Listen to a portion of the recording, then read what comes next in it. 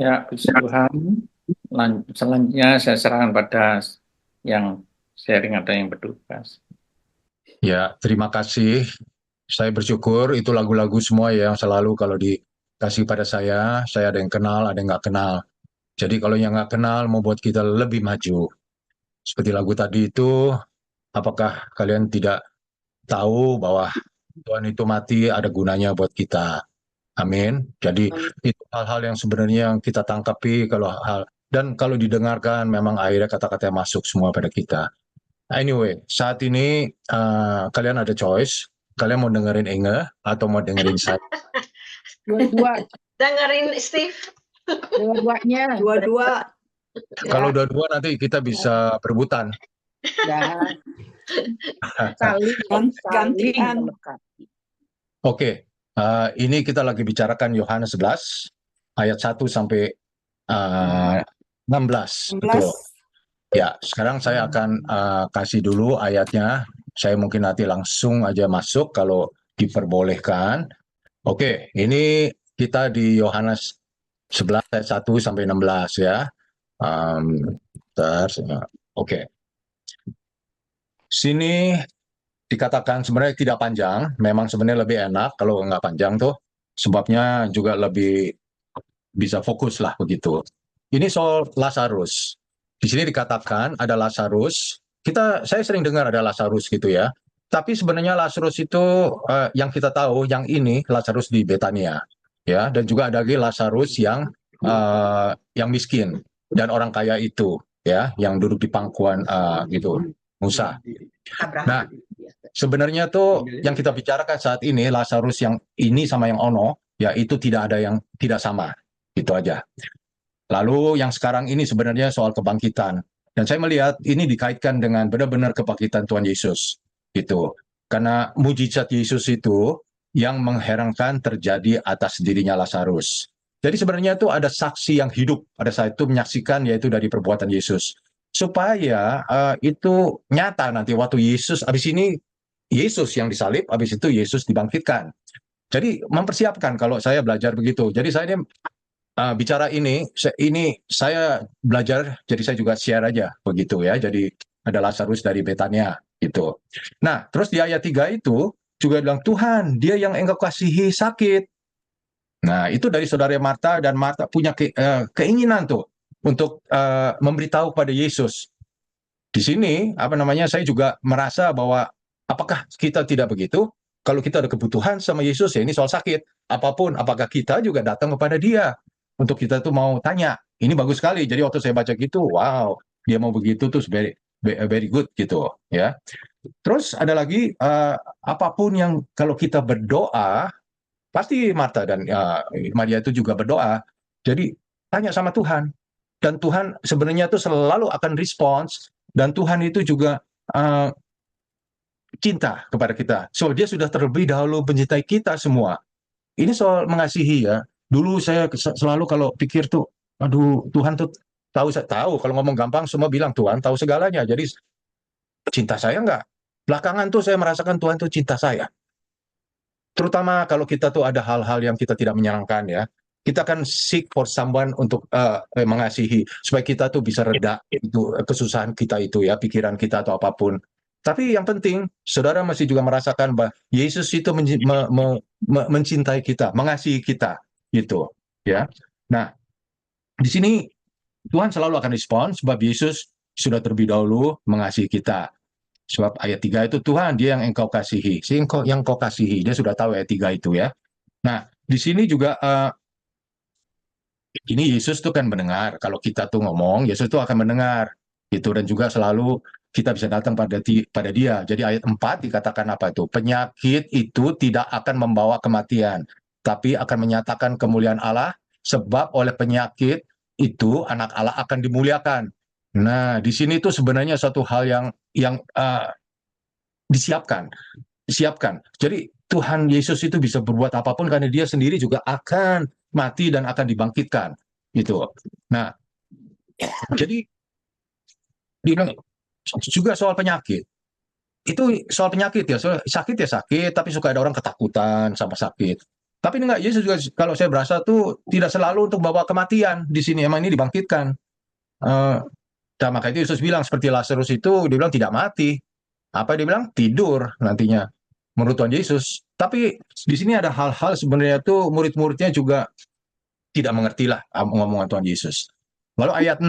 Ayat ini katakan apa? Namun setelah didengarnya bahwa Lazarus sakit, ia sengaja tinggal 2 hari lagi di tempat di mana ia berada.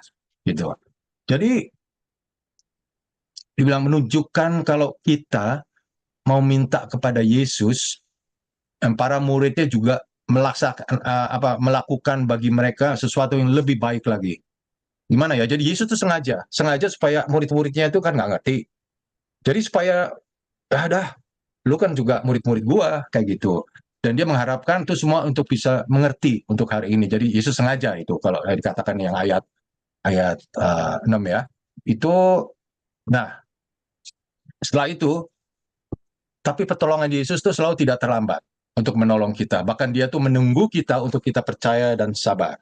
Ini dalam isinya di sini kalau saya tuh lebih belajar dalam sabar dan percaya. Jadi menyerahkan segala sesuatu itu kepada Yesus gitu. Kalau saudara lihat di ayat berapa itu ya? Ayat 7. Mari kita kembali lagi ke Yudea. Tapi kalau diteruskan dibaca di sini kan dibilangkannya sepertinya tuh ada gangguan. Gangguan itu selalu ada di dalam hidup kita ini. Sepertinya Yesus tuh dicobai murid-muridnya untuk tidak pergi ke Yudea karena bahaya. Kenapa? Karena tipukin batu kayak gitu. Ya melempari engkau itu ayat 8 kan, masih maukah engkau kembali ke sana? Tapi Yesus menjawabnya apa di ayat 9, 10, 11 itu. 9, 10, 11. Itu yang merah-merah itu. Wow, itu kata-kata di situ ayat 9 itu kalau berjalan di siang hari kan itu. Kalau pada yang siang hari itu tidak usah takut. Saya pikir apa itu siang hari? Sebab hidup kita itu mesti ada terang, ada cahaya. Cahaya apa ya? Cahaya Tuhan. Saya bilangnya selalu gitu. Ada di dalam kita untuk menuntun langkah kita. Jadi kalau siang sih no problem, kita mata lihat, tetapi kita ada terang, hal-hal yang kita nggak bisa lihat, tapi itu selalu menuntun kita. Tapi yang ayat 10 kan, nah kalau malam hari ya gelap di jalan. Tentunya kalau kita dengan mata akan terantuk. Sebab kita tuh tidak punya karena kita tidak punya terang. Jadi kalau gelap itu memang gelap. Jadi kalau hidup kita tuh gelap, nggak ada terang, itu payah lah. Di dalam hidup tuh payah sekali gitu. Jadi nggak menolong. Itu Yesus mengatakan itu semua. Kenapa? Kalau murid-muridnya percaya dan seharusnya mereka itu percaya kepada Yesus. Tapi mereka kurang percaya. Nah, apa ini artinya? Jadi sudah jalannya rencana Tuhan. Kenapa harus takut? Itu yang saya lihat. Tuhan itu punya rencana dalam cerita ini 2 hari lagi nunggu gitu. Jadi mesti muridnya itu mengerti sekali sudah jadi rencananya Tuhan. Tapi mereka nggak tahu ini persoalannya di situ ya. Jadinya ya gitu. Tapi muridnya tetap nggak mengerti. Yesus selalu menyerahkan dirinya dalam rencana Bapaknya. Sebab itu Yesus ya. Maka tidak akan ada suatu bahaya yang akan menghalangi sampai Yesus disalibkan. Itu udah plan di dalam kebangkitannya dia supaya murid-murid itu mengerti yaitu Yesus sudah tidak usah takut pada musuh-musuhnya di Judea itu maka itu Yesus nggak takut itu. Nah sekarang aplikasinya untuk kita ya, Tuhan telah memberikan kepada setiap dari kita tujuan hidup yang harus kita tempuh selama kita melakukan hal-hal yang baik untuk dia. Kita tidak perlu khawatir tentang apapun. Tidak ada satupun hal ini di muka bumi ini yang bisa mencampuri urusan Tuhan. Jadi Tuhan itu sebenarnya kan is everywhere. Orang tidak bisa menggugah-gugat gitu sembarangan gitu ya. Nah,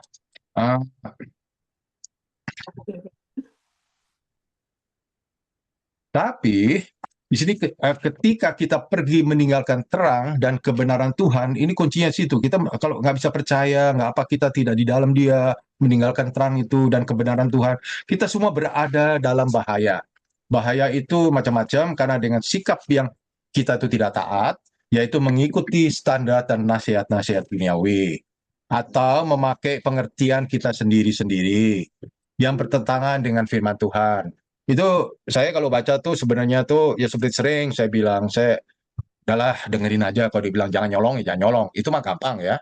Tapi dia bilang jangan bohong, ya jangan bohong, masih gampang. Tetapi kalau ada problem, apakah terang itu ada di dalam kita? Kalau nggak ada terang di dalam kita, tentunya kita akan berasa, oh bolehlah nih, white lies or something like that. Ya, itu yang harus kita perhatikan dalam kehidupan kita. Itu. Ya, kita semua akan dalam bahaya kalau nggak ada terang. Karena dengan sikap yang tidak taat, mengikuti standar dunia, atau memakai pengertian kita sendiri-sendiri, bertentangan dengan firman Tuhan. Hal ini sama saja seperti kita berjalan yang banyak batunya di malam yang gelap. Artinya, bila kita tersesat dari rencana Tuhan, kita akan lemah terhadap godaan. Benar nggak? Kita kan kalau lagi sedih, lagi apa itu, pikirannya di itu doang, di kesusahan. Jadi, dari godaan itu gampang sekali kita jatuh. Dari perangkap-perangkap setan atau tipu daya iblis. Ya, ini kita kan saya lagi merenungkannya itu waktu baca, ini kita lagi membicarakan gangguan-gangguan hidup. Ya, yang itu yang bawa kita untuk membuat pilihannya jadi bisa jelek kalau kita tuh nggak kuat. Tidak ada kebijaksanaan dan membuat kita jatuh. Itu hidup kita bisa jadi gitu. Kecuali, nah ini saya terus merenungkan, kecuali jika kita berada dalam naungannya. Fokus kepada kehendak Tuhan dalam kehidupan kita. Selama kita mengikuti Dia, maka kita akan selalu dilindungi dalam sayapnya. Ya, enak tuh kalau bisa begitu. Bahkan ketika kita berada dalam keadaan apapun, yang mengancam dan berbahaya sekalipun, itu kita tenang, kita rasanya sudah serahkan, kita bisa serahkan itu kepada Tuhan. Itu yang kita harus latihan pada setiap saat gitu. Nah, ini sudah terakhirnya saya punya konklusi, saya bilang begini, sekalipun aku berjalan dalam lembah kekelaman, pasti kalian sudah tahu dari mana, aku tidak takut bahaya. Sebab engkau besertaku, gadamu dan tongkatmu itulah yang menghibur aku. Itu kalau dinyanyikan itu dari Mazmur 23 kan, ayat 4. Itu kalau dinyanyikan, saudara bisa terharu bahwa benar Tuhan itu benar-benar sama kita semua itu sangat-sangat mengasihi, dan dia juga melihat kita, dia tidak mengignore kita semua. Terakhir, ini Yohanes 11 ayat 15. Tapi apa sini katakan? Tapi syukurlah aku tidak hadir pada waktu itu, sebab demikian lebih baik bagimu, supaya kamu dapat belajar percaya. Saudara, percaya itu bukan kata cuma di spell aja ya, PERCAYA, bukan begitu. Coba kayak saudara renungkan sekarang, percaya buat saudara itu apa? Marilah kita pergi sekarang kepadanya. Jadi Yesus itu sebenarnya banyak kita bisa belajar dari dia. Sebab setelah kejadian ini, Lazarus itu bangkit, nanti di Yohanes 12 itu banyak orang Yahudi percaya kepada Yesus. Itu sampai orang Yahudi bisa percaya sama Yesus gitu. Itu bukanlah satu miracle. Jadi Tuhan Yesus lagi mempersiapkan dari mulai ayat 1 sampai 16 untuk dia kematiannya, kebangkitan, supaya orang itu percaya kepada dia. Ya, sampai situ aja. Amin. Siapa yang mau nambahkan pendapat saudara? Ya maksudnya pendapat itu renungan ya. Silakan. Saya keingatan ya, karena baru share tentang pengkhotbah. Ingat bulan lama yang lalu, jadi masih fresh. Tadi seperti Steve tadi bilang, kan Tuhan Yesus bilang kan, bukankah ada 12 jam dalam sehari? Jadi Tuhan Yesus tuh bilang, itu waktunya dia kan. Maksudnya tuh jadi dia masih ada waktu 12 jam ini. Kalau malam dia sudah mati gitu. Jadi kayak tadi Steve bilang gitu. Jadi sekarang di dalam khotbah itu kan dibilang untuk segala sesuatu, khotbah 3 ayat 1, untuk segala sesuatu ada masanya. Untuk apapun di bawah langit ada waktunya. Ada waktu untuk lahir, ada waktu untuk meninggal, ada waktu untuk menanam, ada waktu untuk mencabut yang ditanam. Jadi Tuhan Yesus itu maksudnya tuh kita jangan buang waktu gitu. Karena dalam 12 jam itu, selama dia hidup itu ada waktunya. Nanti dia akan mati. Jadi selama dia hidup itu, dia harus melakukan pekerjaannya sebaik-baiknya. Biarpun murid-muridnya dia bilang, aduh bahaya gini-gini, dan dia nggak takut. Karena ada waktunya itu. Selama dia belum waktunya Tuhan, nothing happen sama dia gitu. Dan dia juga bilang, ia membuat segala sesuatu indah pada waktunya.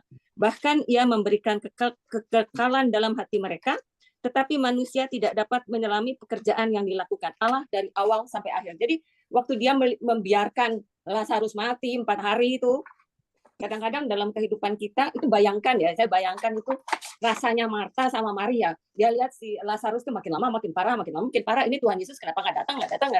Akhirnya mati gitu. Itu kan setengah mati gitu, susah sekali. Tapi Tuhan Yesus tahu gitu bahwa dia akan membangkitkan Lazarus dan itu akan glorify nama Tuhan gitu.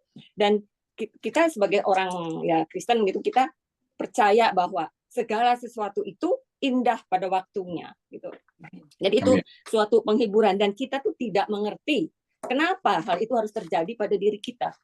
Supaya kita ini sebenarnya percaya kepada Tuhan, bergantung kepada Tuhan, dan pada akhirnya itu menjadi kemuliaan buat Tuhan gitu, untuk bring glory kepada Tuhan. Tapi kita nggak ngerti kadang-kadang gitu. Ya, gitu aja tambahan gitu. Soalnya saya juga bikin apa ini 12 jam masih terang terus gelap gitu. I don't know gitu ya. Jadi kebetulan jadi ingat gitu dengan apa yang ngomong sendiri. Thank you, Suyang. Ya, it's nice actually itu kalau kita baca, apalagi kalau udah baca itu kita yang kamu bilang tadi, kita renungkan, kita bayangkan, kita lihat, nah itu bacaannya apa sih maksudnya. Ya nggak usah susah-susah. Kalau saya memang nggak senang susah-susah. Saya senangnya gampang-gampang supaya dijalaninnya lebih gampang. Itu aja. Silakan siapa yang punya pendapat renungan gitulah.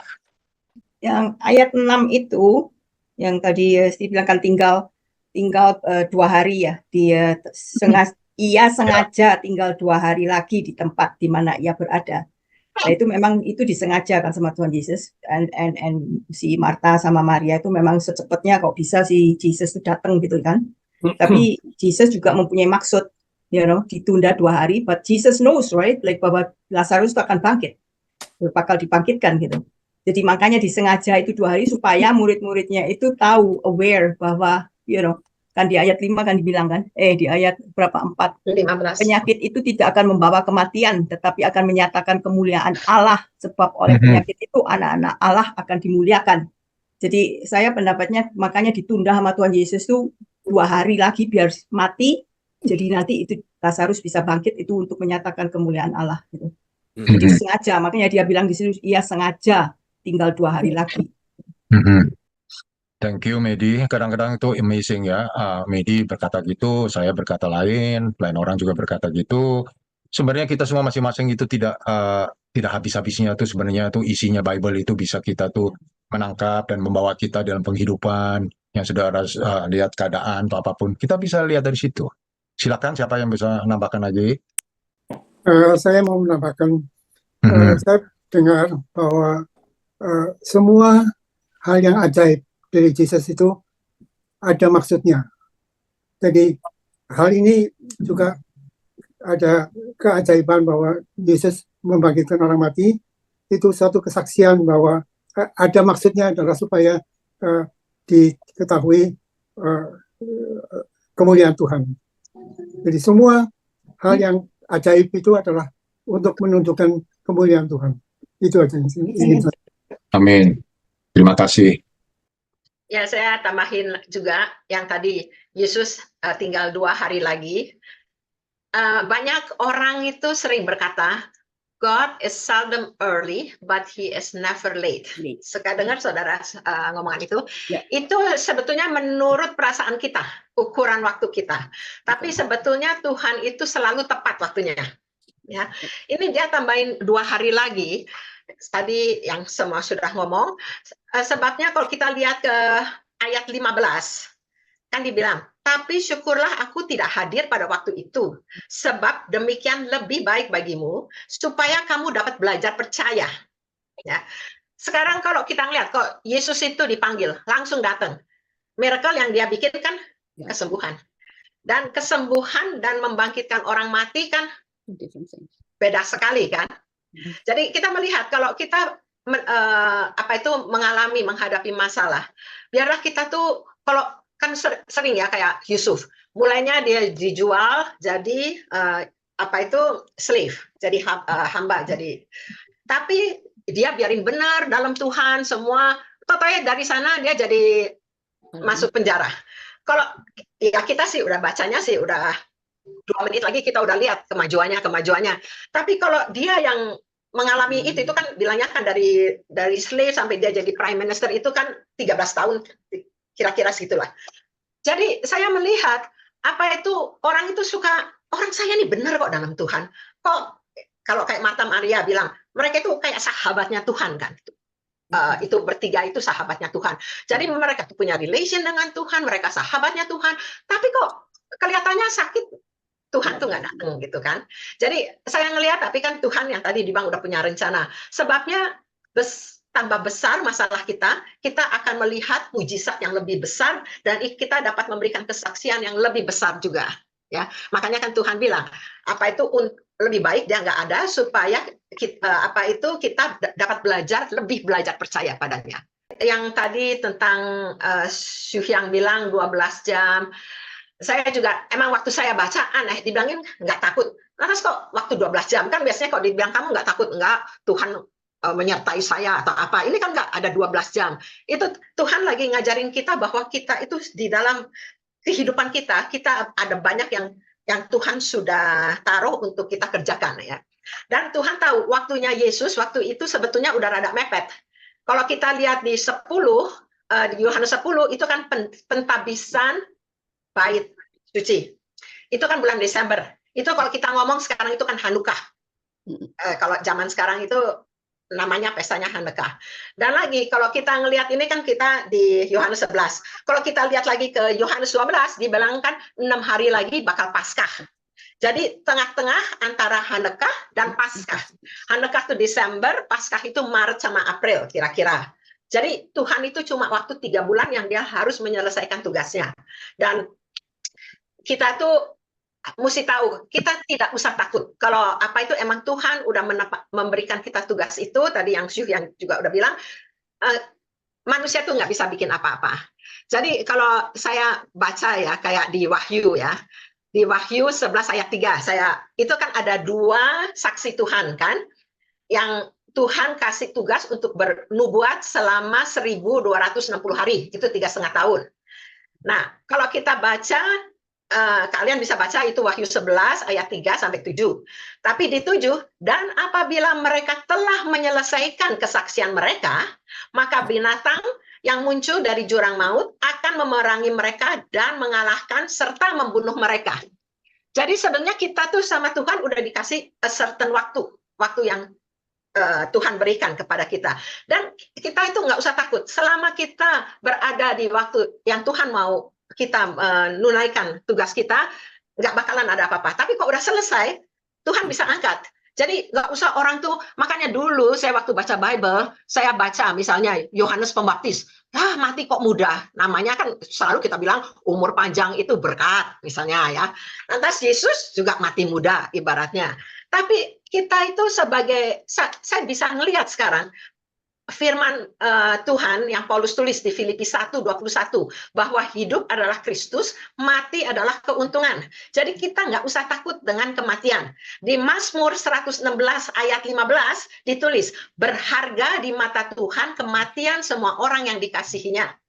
Dengan kita mati, sebenarnya kematian itu kan adalah pintu gerbang untuk berada di sisi Bapa, ya kan?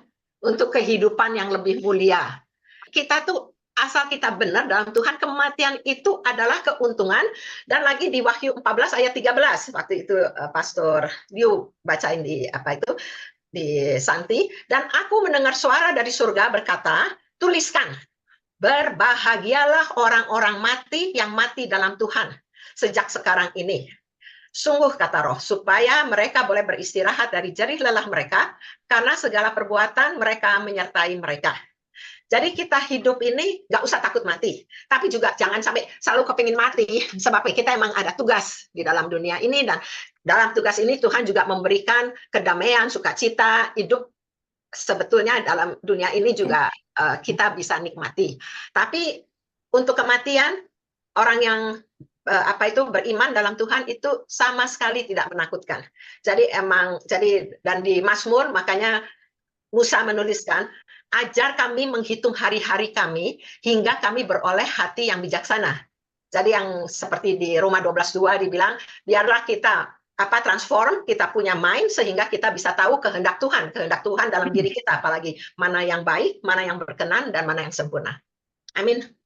Mati, saya cuma komentar sedikit. Mati itu bilang nggak usah takut.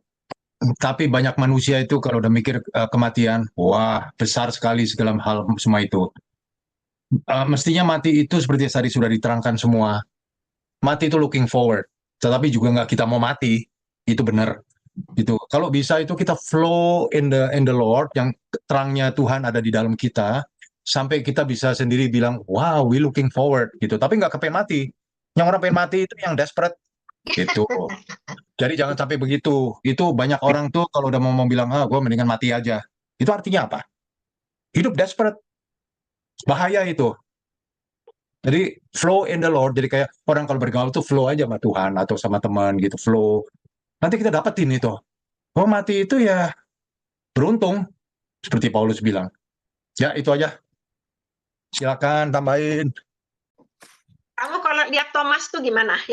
Yang bilang, mari kita pergi untuk mati bersama-sama dengan dia. Itu Yeah, kan that's what I wanna ask. itu kan perkataan yang sangat sarkastik.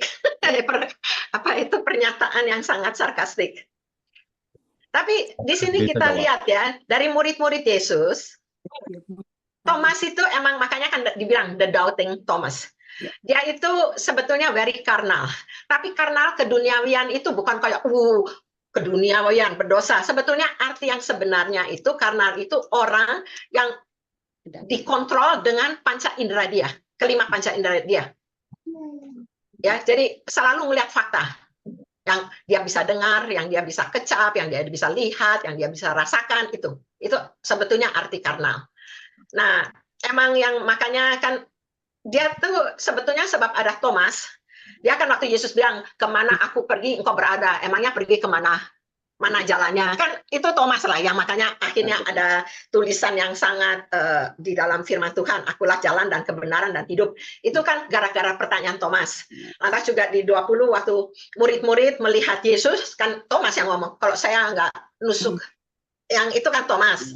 Tapi kan Yesus bilang, tapi dia bagusnya dalam Tuhan, sesudah melihat itu dia langsung bisa berbalik, langsung bilang ya Tuhanku dan Allahku.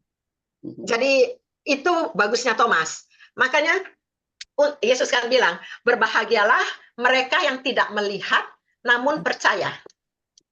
Jadi kita melihat untuk orang beriman itu kita mesti percaya dulu baru melihat. Kalau orang dunia mereka melihat dulu baru percaya. Ya kan, yang si Thomas itu. Makanya di 2 Korintus 4:18 dibilang ditulis, sebab kami tidak memperhatikan yang kelihatan, melainkan yang tidak kelihatan. Karena yang kelihatan itu adalah sementara, sedangkan yang tidak kelihatan adalah kekal. Ya, jadi biarlah kita mempunyai iman pengharapan pada Tuhan selalu, sehingga kita tuh bisa percaya, nggak cuma percaya pada Tuhan, tetapi juga mempercayakan kehidupan kita pada Tuhan. Beda kan percaya sama mempercayakan? Jadi itu mati itu di situ it's a sarcastic word dari Thomas ya. Iya, ya bayangin itu kan ngomongan sarkastiknya nggak karuan kan? Kayaknya tuh dia bilang, ayo udah ke sana, coba lihat, bisa nggak gitu kan? Kayaknya yang nggak kasar itulah. Ini, tapi kayak mau sedikit ini kan bilang kita ini ada waktunya. Kan tadi dia bilang kan, tapi kita harus hati-hati gitu. Jadi jangan bilang mentang-mentang Tuhan bilang dari sini sampai sini waktu kita whatever, something not happen to us gitu ya. Nah, ini supaya makanya saya setiap kali baca Alkitab tuh amazing ya. Karena itu komplit sekali. Jadi kita tuh Tuhan bikin batas-batas jangan kebablas. Kan kita bisa kebablas. Oh, katanya umur saya misalnya dari 1 sampai 10 gitu ya. Dari 1 10 ini enggak mungkin terjadi sesuatu itu enggak. Dia kasih peringatan gitu ya. Itu di Amsal 27 berapa sih tadi? Amsal 27 ayat 12 ini dibilang, kalau orang bijak melihat malapetaka, bersembunyilah ia. Tetapi orang yang tidak berpengalaman berjalan terus lalu kena celaka. Jadi kita dalam waktu kita itu juga harus bijaksana gitu. Misalnya yang dulu kasih contoh itu COVID misalnya. oh gitu selamat dah kita ini ya. Tapi kita harus hati-hati, jangan memang lagi misalnya COVID masuk ke rumah sengaja gitu apa nggak karuan-karuan gitu. Jadi kita mesti hati-hati gitu, tempat-tempat bahaya gitu kita hindari gitu, bukannya ketakutan tahun tapi secara bijaksana gitu. Jadi saya lihat memang lihat kita setiap kali ya pintar gitu rasanya. Udah tahu memang Tuhan itu luar biasa gitu. Tapi sebenarnya nggak ada manusia yang tahu, oh, my life is 20 years, my life is 40 years. Iya, betul. So, Betul, tapi kita harus hati-hati gitu loh. nggak pernah kasih tahu. I mean like, you just have to flow, and ya gimana ya, menyerahkan diri terhadap Tuhan, because that's the best place, the safest place to be. Yes. Kalau orang mati di dalam Tuhan, itu sebenarnya kita cuma tidur. We just waiting for the resurrection day. Kita masih hidup, apakah kita udah tidur, udah meninggal dalam Yesus? So we going to be resurrected with a new body, no matter what. Yang penting itu adalah waktu kita berjalan ini, semoga we can stay with His grace to be safe in His arm. Apakah kita udah mati because of disease, because of whatever it is, of course jangan sampai careless ya sebenarnya. Kalau careless ya mau nggak mau, ya namanya salah sendiri ya itu bagaimana. But even if you're careless, if you are a believer, if you stay in His grace, because we cannot even keep our own salvation. God can keep you for your salvation, but we cannot. We can probably try, but in reality kita tuh nggak bisa. It's only by God's grace. God keep you safe as long as you walk in this world. Makanya keywordnya di situ adalah trust and obey. Trust. Trust, you believe, you have to trust, and then you obey. Because we have to depend on Him. That's all we can do. With your, hopefully with your experience, and hopefully the grace of God that we are able to. Makanya itu yang di Tuhan Yesus disalib. Yang kadang dulu saya mikir enak ya kalau bisa tahu the time when you are going to go, then you can keep yourself safe. But that's nonsense. Nobody kecuali orang yang disalib. Jangan dong orang lagi dengar. Saya mau Yang menyerahkan diri. Makanya dia bilang, so, but remember me. Sorry, go ahead. Ya. It's okay. Dulu waktu kita misi semua sehat, berdua sehat, saya pikir misi manusia mungkin suami dulu yang meninggal atau bagaimana. Tapi sesudah mengalami sekarang ini, he survives. Dia betul-betul menggunakan kesempatan hidup itu sebaik mungkin. And banyak sekali usaha untuk sehat. Tapi saya terus terang sebagai orang perempuan yang lebih lemah, saya lebih anytime, kalau saya meskipun umurnya mungkin agak berbeda banyak, saya dulu tidak apa-apa gitu, yang meninggal. Jadi sebab ada orang yang memang usahanya itu di dunia itu banyak. Saya kira orang-orang yang punya minat untuk bisa sehat terus, saya lihat suami saya betul-betul usaha dan dia bisa. Waktu itu dia jatuh, nggak bisa drive, nggak bisa jalan. Sekarang dia kuat sekali. Tiap hari jalannya itu berapa kali. Dia setiap kali kalau saya bilang begitu, dia bilang, enggak, tapi saya lihat saya nggak sekuat dia. Jadi saya anytime for me, because tidak bisa seperti dia usaha. Anytime saya sudah bersedia. Sebab saya nggak bisa jalan sendirian begitu, lagi nggak bisa. Dia bisa sendirian, bisa kuat sekali.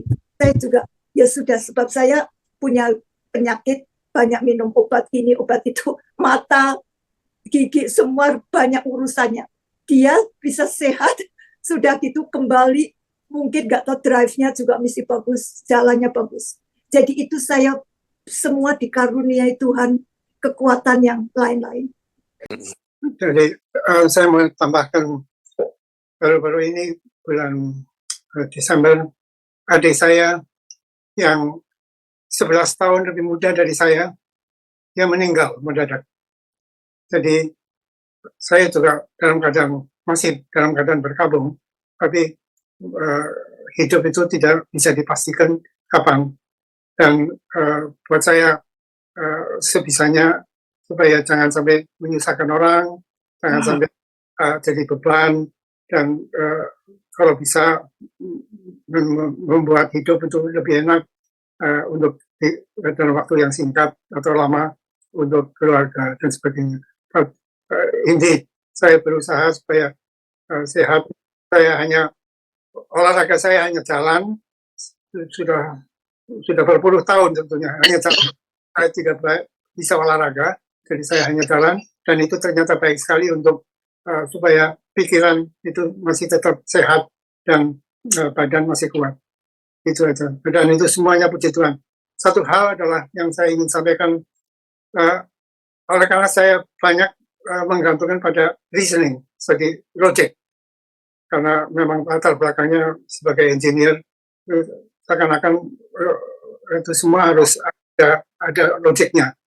Tapi dalam hidup saya banyak sekali ada mujizat yang saya terima, dan tanpa saya usaha saya itu kurang, terus terang aja, untuk memuliakan Tuhan, ya hanya karena percaya aja bahwa saya sudah ada di dalam bimbingan Tuhan, dan sebagai seorang yang menganut menganut Yesus dan Tuhan. Jadi tapi tanpa banyak usaha saya dapat banyak sekali mujizat, dan untuk itu saya sangat setiap kali bersyukur sekali. Itu aja yang saya sampaikan dari hidup selama ini. Ya, seperti tadi yang saya sudah bilang ya tentang kematian, saya sudah kasih banyak ayat-ayat itu. Saya sekarang kalau melihat orang meninggal, kan kalau zaman dulu orang meninggal, aduh kasihan ya, aduh yang kayak gitu-gitu. Kok sekarang saya melihat, apalagi orang yang beriman, saya melihatnya tuh yang tadi saya bilang bahwa oh tugas dia di dunia sudah selesai. Jadi saya nggak lihat kayak something kayak oh itu apa-apa. Dan seperti yang Paulus katakan ya di 2 Korintus 5 ayat 8. Hati kami tabah dan terlebih suka, makanya dia suka bilang lebih mati adalah keuntungan kan, dan terlebih suka kami beralih dari tubuh ini untuk menetap pada Tuhan.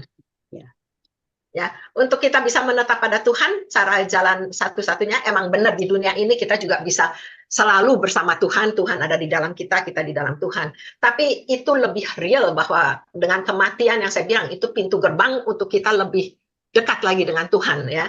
Yang dibilang beralih dari tubuh ini dan kepada Tuhan ya, bersama dengan Tuhan. Jadi absent from the body, presence with the Lord yang orang sering ngomong. Ya, saya mau tambahkan sedikit yang tadi Linda sudah bicarakan tentang kematian. Kematian bakal orang Kristen sebetulnya untuk kita. Satu keuntungan. The reason is, itu kematian artinya sebetulnya kita tertidur. Amin. Badan kita mati, tapi roh kita tidur. Waktu Tuhan balik lagi, ada hari kebangkitan. Nah, kita semua bangkit lagi bersama Tuhan. Tapi yang penting adalah sekarang, kalau kita mati ini kita tidur artinya. Itu ayat 11 bilang, Pan, di perkataannya yang sudah itu berkata kepada mereka, Lazarus saudara kita telah tertidur, mati tidur, tapi aku pergi ke sana untuk membangunkan dia. Dan kematian itu adalah bangunin orang dari kematian. Jadi bagi kita kematian adalah hanya sementara. We rest in peace. Kita tidur, istirahat. Nanti kalau Tuhan panggil lagi bangun, kita bangun lagi bersama-sama Tuhan. Amin. Artinya Alkitab tuh tidur artinya mati. Mati kematian dari tidur. Santi waktu kita menyangkut dia terakhir meninggal itu dia tidur sekarang bersama-sama dengan Tuhan. Nanti Tuhan akan bangkitkan dia. Sama juga dengan kita. Semua akan dibangkitkan. Tapi kalau orang yang nggak percaya, itu bangkitnya akan dihukum. Tapi kita akan menerima pahala. Itu perbedaan orang Kristen dengan orang dunia ini. Itu yang saya mau tambahkan. Jadi bagi kita kematian adalah sesuatu keuntungan. Kita rest in peace. Kita sepusing lagi dengan dunia ini. Tapi kita bersama-sama Tuhan istirahat di dalam Tuhan. Itu aja yang saya katakan. Itu betul-betul sekali yang dikatakan. Tapi kadang-kadang dari kehidupan yang sehari-hari sehat itu mendadak mati, itu fine.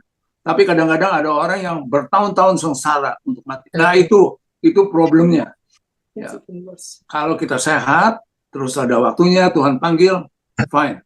Tapi selama menjalani sakit lama sekali, rasanya tuh nggak gampang. Ya, rasanya nggak gampang. Let's hear from Pak ini Kurniawan dong, Pak Seliu. Kasih inputnya dong. Bagus sekali ini apa namanya. Pada catat nggak semua? Saya catat 2 lembar loh. Ya, justru di sinilah saya bilang tadi Ko Steve kan tadi bilang firman Tuhan tuh kayak akan rema ya. Saya aminin karena dari perbincangan ini saya banyak masukan dan saya juga merenung gitu karena nggak bisa sendiri. Setiap orang tuh punya masing-masing Tuhan berbicara apa dan kaya sekali. Ini dari perbincangan ini saya banyak sekali catat yang tadi Cinga Ko Steve bilang firman Tuhan kayak akan rema ya kalau saya catatnya. Terus Cinga bilang Tuhan tepat waktunya ya di ayat 15 supaya kita dapat ada purpose-nya supaya dapat percaya. Yang bilang tanya tentang 12 jam, kemudian Cilinda juga bilang God's grace, Cilinda bilang trust and obey ya, Ko Sun Yong bilang kan kemarin. Saya catat semua dan this is good, kita ajar kita tujuan kita untuk menghitung hari-hari. Dan saya ada satu ayat firman Tuhan, ini kebanyakan firman Tuhan ya. Jadi kasih ayat firman Tuhan. Saya catat sih ya. Depan yang Ayub 42 ayat 2 saya bacain aja ya, Ayub 42 ayat 2. Ayub 2 ayat 2. Ya, mungkin kalau ada yang sudah hafal, dikatakan begini, aku tahu bahwa engkau sanggup melakukan segala sesuatu. Tuhan sanggup. Dan tidak ada rencana Tuhan yang gagal. Jadi setiap kehidupan kita tuh Tuhan tuh sanggup. Tapi ada rencana Tuhan. Ada rencana Tuhan. Kita tidak tahu. Jadi kembali lagi tadi bicara tentang Yohanes 11. Memang tadi Cinga bilang katanya kalau Tuhan langsung datang, miracle bisa sembuh. Tapi karena Tuhan tunda, miracle-nya ada kebangkitan. Saya catat. Wah iya. Dengan beda 2 hari ada something yang different, ada rencana Tuhan. Dan juga saya catat waktu Cinga ngomong, ini nggak tahu saya catat aja mungkin beda dengan Cinga. Itu 3 orang itu kan sahabat Tuhan ya. Kok ada masalah ya? Nah, saya merenung gitu waktu ngomong, saya merenung, saya ini justru dalam Tuhan tuh kita ada purpose-nya untuk kita tuh supaya kita lebih dekat dengan Tuhan. Tuhan mau kita naik kelas gitu. Jadi ya ada pepatah yang waktu ke khotbah kemarin kan saya juga katakan bahwa everything happen for reason. Everything happen for reason. Every moment in our life is for transform, untuk kita berubah, untuk kita ada perubahan. Mungkin saat ini kita belum berubah. Tuhan kasih kita something yang bukan untuk memberatkan ya. Dan memang saya kalau baca lagi ada lagi sesuatu yang indah ya. Kalau baca-baca lagi kan dikatakan di ayat yang berapa sih, Yohanes 11 ayat 4 ya. Tuhan Yesus bilang katanya dia tertidur. Benar nggak ya? Saya baca lagi Yohanes 11 ayat 4 ya. Itu kan katanya 11 ya, 11 ya. Tapi kok Tuhan Yesus di 13 dia bilang maksud Yesus tertidur dalam arti mati. Berarti Tuhan Yesus seperti tahu ya. Itu Tuhan Yesus luar biasa. Tapi waktu ayat yang ke 15 ya. Tapi sebetulnya Tuhan Yesus tuh nggak tahu bahwa istilahnya waktu dia pada saat itu dia mati gitu ya. Jadi ada something yang luar biasa dalam Tuhan Yesus. Dia tahu segala sesuatu ya, tahu apa yang akan terjadi. Ya saya melihat bahwa Tuhan tahu akan kita. Jadi tadi Ci Inga bilang sekali lagi jangan takut akan kematian, gitu ya. Sometimes kita we are ready atau enggak. Dan juga tadi saya catat juga yang Ciana ngomong katanya, oh lebih baik suami saya dulu meninggal baru saya, atau saya dulu meninggal baru itu saya ada kesaksian begini. Mungkin tahu mamanya Lingling ya, tante Syok ya. Dia pernah bilang oh lebih baik Cie dulu lah meninggal, karena kasihan kalau tante Syok meninggal dulu nanti Cie siapa yang ngurus gitu loh ya. Apa nyatanya tante Syok yang meninggal dulu ya. Hati dia baik, tante Syok pun baik, jadi pikiran manusia itu baik. Kalau misalnya saya meninggal dulu, Cici siapa yang ngurus gitu kan, pikiran baik ya. Tapi rencana Tuhan baik. Justru tante Syok dulu yang panggil Tuhan. Kita nggak tahu gitu loh apa yang terjadi ya. Kita serahkan semua kepada Tuhan dalam hidup kita. Kita nggak tahu. Jadi kita sekali lagi yang tadi Ci Inga bilang, Kita perlu untuk menghitung hari-hari Tuhan, kita tidak perlu takut akan kematian. Wahyu 14:13, berbahagialah orang yang mati dalam Tuhan ya. Dan hidup itu misteri, tapi kalau kita dalam Tuhan, kita serahkan semua kepada Tuhan. Trust and obey. Tadi Citina bilangnya trust and obey, trust and obey. Itu aja yang kita pegang. Ya itu aja yang saya catat. Sungguh luar biasa, terima kasih. Kita bisa kumpul sama-sama. Kalau bisa kita catat, kita renungkan ya apa yang kita diskusikan gitu. Ya itu aja tambahan saya. Thank you. Ini udah 12:17. Tadi dibilangin sudah banyak ayat. Mau diterusin? Siapa mau tambah lagi? Saya cuma lagi ngeliatin Melanie ngelamun. Ini lagi mikir, kali dia udah punya rencana Punya nih. ide lagi buat Ide facilitate mau yang akan ngomong datang. apa ini? Medi juga senyum-senyum pada suatu hari. Medi nanti juga pasti. Semuanya. Ini Ingrid, Alex, semua. Linda sama John, jangan separuh aja John bisa juga tadi banyak tuh isinya. Iya, Tadi betul. Coach Joe sama Ana juga gitu ya. Ana by the way, jangan berasa lemah ya.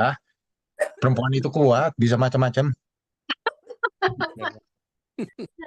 Anyway, oke lah. Sekarang udah 12:18. Susi akan exercise. Ya, kenapa Joe? Sedikit saja. Jadi itu mengenai Alkitab yang edisi kedua. Yang kita pakai adalah edisi 1 itu tahun 74 diterbitkannya. Dan ini 50 tahun kemudian yang baru. Jadi yang lama pasti tidak akan dicetak lagi. Tapi ada beberapa hal yang menarik dalam hanya dari yang kita barusan baca. Semua itu artinya semua sama. Hanya buat saya agak menarik. Seperti dikatakan di ayat 1, ditulis di situ, Lazarus tinggal di Betani. Yang baru dikatakan Lazarus dari Betani. Jadi lebih singkat.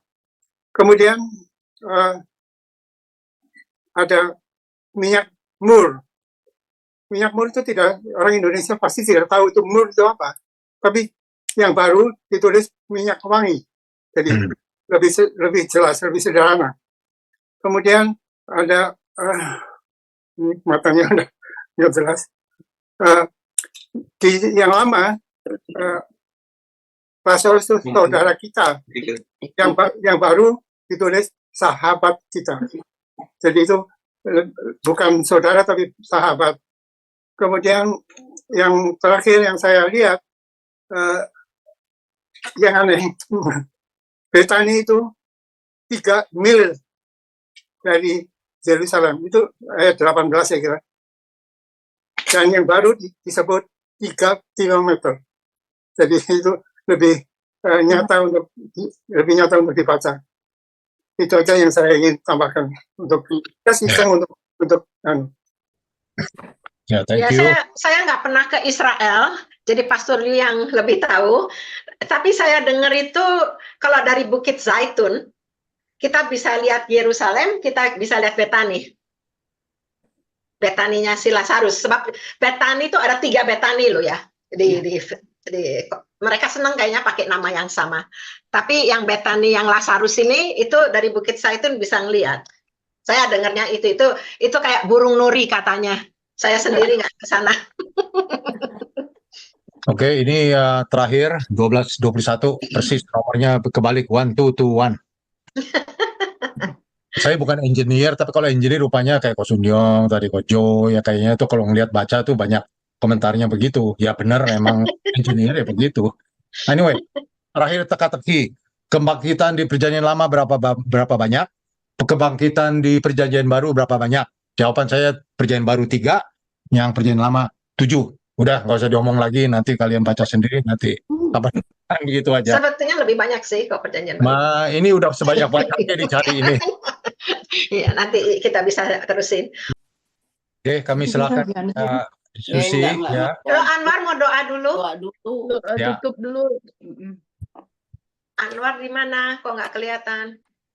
Silakan Pak Anwar. Nah, puji Tuhan ya, kita boleh mendengarkan firman Tuhan, baik sharing yang lainnya, kita boleh menguatkan setiap kita. Dan sebentar kita akan masuk dalam olahraga, kita lebih berdoa dulu. Bapa dalam surga, sungguh terima kasih Tuhan buat firman-Mu yang telah ditaburkan oleh Steve Tuhan, baik sharing dan yang lainnya. Tuhan, biarlah kami Tuhan boleh mengenal-Mu lebih dalam lagi Tuhan. Dan boleh Tuhan melakukan firman-Mu Tuhan. Itu yang Tuhan mau bagi setiap kami. Terima kasih Tuhan buat hari ini yang sudah Kau beri Tuhan. Biarlah kami boleh maju dalam Tuhan dan kami boleh setia dalam Engkau Tuhan. Terima kasih Tuhan, kami serahkan acara selanjutnya dalam tangan-Mu Tuhan. Kau pimpin setiap kami, Kau beri kami Tuhan kekuatan yang baru Tuhan. Terima kasih Tuhan. Di dalam nama Tuhan Yesus kami ucap syukur dan doa. Haleluya. Amin. Amin. Thank you. Thank you semuanya yang mau ikut tinggal. Thank you. Ya, saya pamit ya. Ya, terima kasih semuanya. Sampai ketemu tanggal 27. Oke. Oke. Bye. Sorry. Bye.